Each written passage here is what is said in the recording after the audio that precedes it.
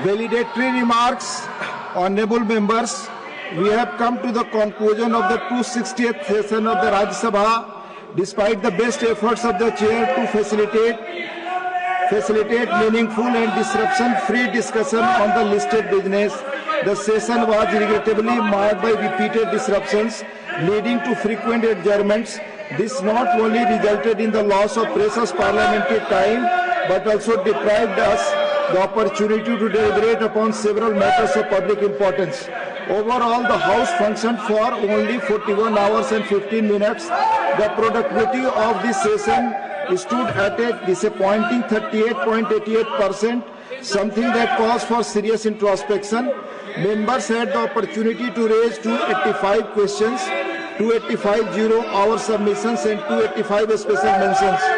However, only 14 questions, 7 zero-hour submissions and 61 special mentions could actually be taken up. While these contributions are of value, they represent only a fraction of what this august House is capable of achieving when it functions to its full potential. During the session, as many as 14 government bills were passed or returned. The House also held a special discussion on India's strong, successful and decisive Operation Sindoor undertaken in response to the terrorist attack in Pahalgam, a matter of great national importance. The discussion saw the participation of 64 members over 2 days and was replied by the Honorable Minister of Home Affairs. The House also benefited from a suo motu statement by the Honorable Minister of Commerce and Industry on India's US bilateral trade, which provided valuable insights into India's expanding economic engagement. In addition, the House was duly apprised of the vacancy in the office of the Honorable Vice President of India.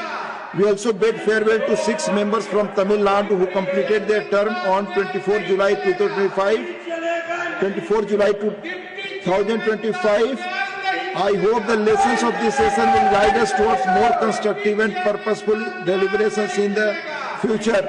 Before we conclude, I wish to place on record my sincere appreciation for the panel of Vice Chairpersons for their cooperation and readiness to assist the Chair, and for the Secretary General and the entire team of officers for their exemplary service, dedicated efforts and meticulous planning, which have ensured the smooth conduct of the proceedings and activities of the House. Finally, I extend my warm greetings and best wishes to all members on the forthcoming festivals, Ganesh Chaturthi, Milad un Nabi, Onam, Durga Puja, Dasahara, Diwali and others. May these occasions bring peace, harmony and prosperity to all.